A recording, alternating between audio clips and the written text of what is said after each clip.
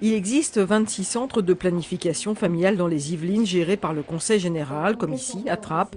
Dans ces lieux, une équipe composée d'un médecin et d'une conseillère conjugale et familiale, conseil qui veut, sur la sexualité, offre un accès à la contraception et au dépistage des maladies sexuellement transmissibles. On parle souvent de libération des mœurs et pourtant, face à ces questionnements, rien n'a vraiment changé chez les jeunes. La sexualité, ça reste un sujet tabou, ça reste un sujet difficile à aborder, soit parce que les parents ne veulent pas en entendre parler ou ne peuvent pas en entendre parler, enfin les jeunes, et soit parce que parfois les jeunes ne veulent pas leur en parler parce que c'est leur intimité. Ils savent beaucoup plus de choses, ils ont toujours du mal à mettre en pratique, mais ils savent les choses. Ils savent que la pilule existe, tous les moyens de contraception, ils connaissent les préservatifs. Le passage à l'acte, à la mise en pratique est plus compliqué. Les centres de planification familiale, à ne pas confondre avec le planning familial qui est une association, sont mal connus des jeunes générations.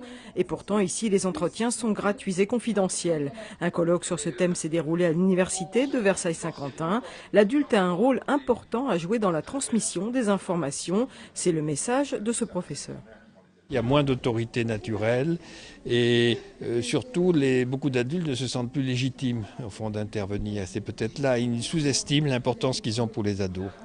Beaucoup d'adolescents sensibles ont peur de la déception et à la place ils s'enferment dans des comportements qu'ils pensent maîtriser mais qui en général les empêchent de se nourrir justement des échanges qui pourraient les valoriser, leur donner confiance. En 2011, les 26 centres de planification des Yvelines ont reçu 8 500 personnes et assuré 14 000 consultations. Un projet est en cours pour diminuer le nombre de ces centres, mais leur permettre d'être ouverts du lundi au vendredi, ce qui n'est pas le cas aujourd'hui.